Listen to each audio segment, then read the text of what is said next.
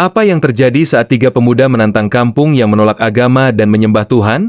Temukan kengerian yang mengintai di baliknya. Kamu berani banget, Jeff, ucap Bahar setelah mereka keluar dari ruangan itu. Pada akhirnya, Harahap menerima tantangan Jeffrey tersebut dengan syarat mutlak. Tak tanggung-tanggung, nyawa taruhannya. Mungkin ini akan menjadi pertarungan sengit, antara hidup dan mati. Namun, Jeffrey hanya meminta agar cuma satu nyawa yang dikorbankan dari mereka yaitu dirinya, kalau sampai mereka kalah dalam pertempuran ini. Setan itu sifatnya ingkar. Kamu yakin bisa memegang ucapannya? Mereka pasti akan melakukan segala cara untuk membuat kita kalah. Kali ini Rosie yang sedikit gentar. Selama kita meminta pertolongan Allah, insya Allah semua akan baik-baik aja. Jeffrey selalu optimis. Ia telah menetapkan hanya punya dua pilihan di dalam hidup. Mati syahid atau menang melawan kebatilan. Aku nggak pernah takut mati, Har-zi. Kembali ke sifat ingkar tadi. Di antara kita bisa aja mati lebih dulu, nggak cuma kamu. Atau malah kita bertiga yang dihabisi. Bahar menyambung cepat. Ini pikiran refleks yang muncul di benaknya. Mendengar ucapan Bahar barusan, Jeffrey menatapnya dengan dalam. Tak lama, tersenyum. Kita udah punya catatan kapan akan mati dan dengan cara apa. Percaya aja, semua akan berjalan dengan baik. Baik untuk hidup kita, pun mati kita. Dengan begitu, kalian gak akan gentar sedikit pun. Bahar dan Rosie menghela napas panjang. Lagi-lagi tertampar dengan ucapan Jeffrey. Jeffrey, Bahar dan Rosie akhirnya membuka lapak di depan musala. Di pasar memang tak diperkenankan untuk berjualan. Tidak masalah. Di sini, di depan musala ini pun boleh jadi beberapa orang akan bersedia mampir. Assalamualaikum. Seorang pemuda kisaran usia 19 tahun, menyapa Jeffrey, Bahar dan Rosie. Waalaikumsalam, jawab ketiganya serentak. Mereka takjub dengan satu sosok yang masih memakai sapaan khas sesama muslim itu. Dari kemarin saya perhatikan abang bertiga. Saya ingin membantu, tapi belum cukup keberanian untuk bisa mampir.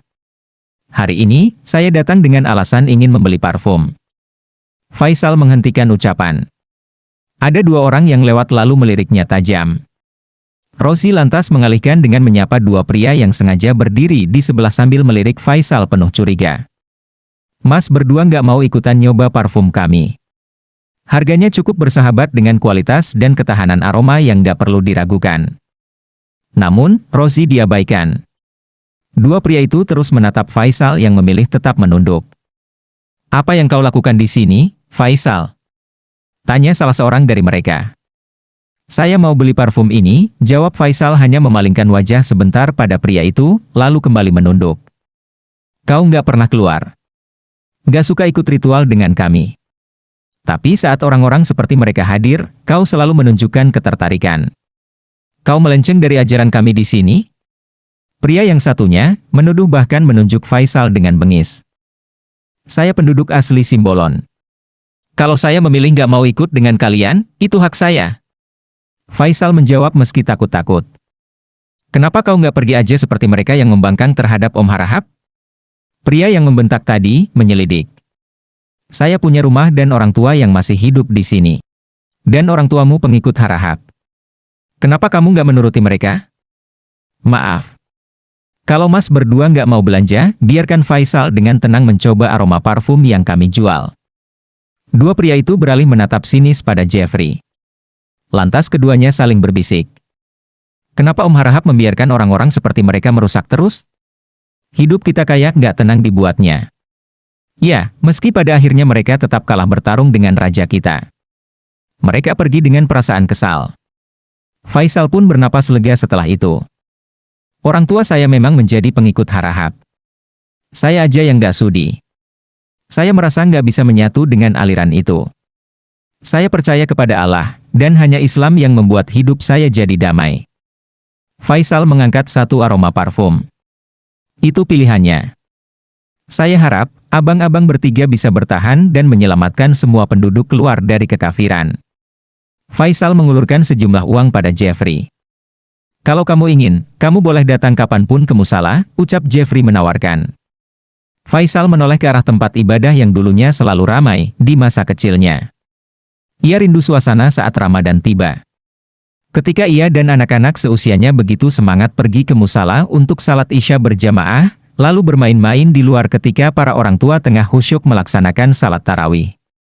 Tak jarang, mereka dimarahi karena meribut. Namun, semua itu tak membuat mereka urung untuk terus bermain dengan hati riang. Musala itu nggak ada listrik bukan? Pertanyaan Faisal diangguki oleh Jeffrey. Rumah saya di sana. Abang bisa ambil aliran listriknya dari rumah saya. Saya akan tunggu. Faisal menunjuk satu rumah yang tidak jauh dari musala. Apa nggak masalah kalau kami ambil dari rumahmu? Tanya Rozi sedikit meyakinkan. Faisal menggeleng. Saya udah 19 tahun, saya pikir udah saatnya saya berterus terang dan memperlihatkan keberpihakan saya pada agama apa. Kamu yakin? Kali ini Jeffrey yang bertanya. Saya yakin, Bang. Orang tua saya tahu saya tetap teguh pada iman Islam. Namun, mereka nggak juga punya kemampuan dan keinginan untuk menarik saya ke aliran mereka.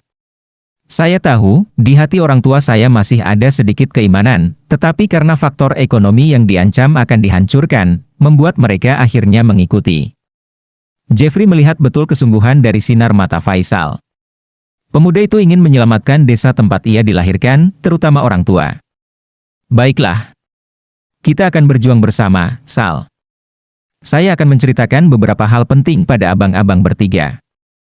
Namun, sebelum itu, sebaiknya kita terangi musala terlebih dahulu. Siapa tahu, dengan begitu, banyak yang akan datang. Saya yang akan memulai untuk terang-terangan melawan mereka. Jeffrey mengangguk. Ia lalu menoleh pada Rozi dan Bahar untuk pergi ke rumah Faisal. Sementara dirinya menunggui lapak parfum jualan mereka. Terima kasih banyak, Sal. Rozi sudah memperhatikan instalasi yang tersedia sejak kemarin. Ia pun telah menyiapkan beberapa peralatan yang bisa dipakai. Tak susah memang. Hanya butuh skill khusus selama bekerja sebagai staf bagian instalasi dan pemfokusan aliran listrik.